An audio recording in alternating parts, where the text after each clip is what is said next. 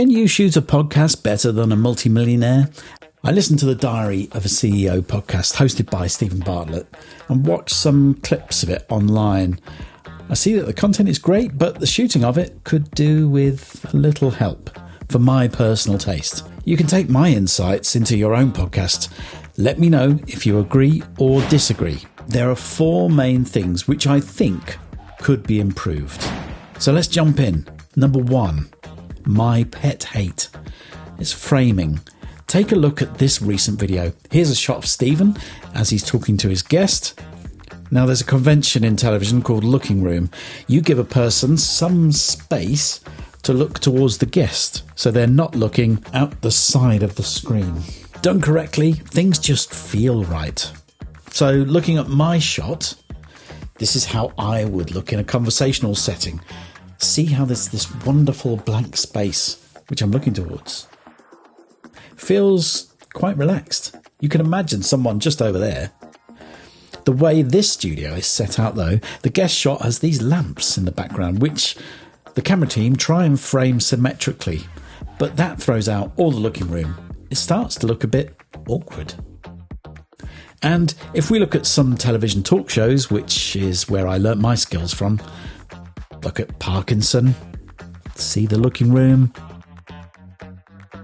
Graham Norton, nice looking room there, even Alan Partridge. So let me fix the framing on this Diary of a CEO clip to see if it feels more natural. What do you think? This leads me on to number 2, backgrounds. Things feel natural when different shots feel similar. So a set designer of television shows goes to great lengths to make both shots of the presenter and the guest feel like they're in the same space. With Steven's guests, they look like they're in a different room entirely. It's the same on Joe Rogan too. So many podcasts are a bit like this. The one thing I'd also avoid is branding in the backgrounds, with things like distracting neon signs or anything which really draws the eye. They're called backgrounds for a reason. They should stay towards the back. On the Diary of a CEO, they tend to put their awards in the back of frame, which I personally don't like. I prefer to be a little more subtle about that, but it's a personal choice. I'm not going to start putting my RTS awards in the back of every shot of me. I think it looks a bit vulgar, don't you? Number 3, wide shots. This is a big one. I remember working on Parkinson, where he talks about wanting to have a genuine connection with the guests. That's where you'll get the best from your interviewees. If you take a look at how he lined up his guests, they sat so close that their knees are almost touching. Think about when you have the best conversations with anyone.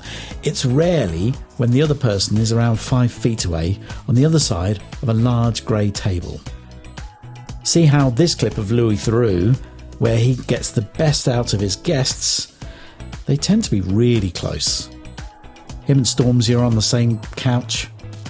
It's the same on all of his interviews. They're up close and personal. Especially if you're starting a business podcast, I'd suggest you create a set to make the guests feel really comfortable, as they won't have done as many interviews as Steven Bartlett's guests. So they'd feel intimidated by his setup.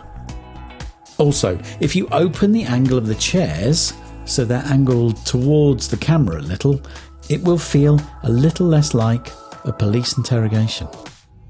When you sit people really close to one another, it also makes the wider shot really usable. They rarely cut to the wide shot on Diary of a CEO, as the people tend to look tiny, and it takes away from the intimacy of the conversation. Finally, let's talk number 4, which is sets. I assume the set of the Diary of a CEO has been specifically designed, but I find it a little bit cold, slightly Eastern Bloc before the fall of the Berlin Wall. Let's see how it looks a little warmer.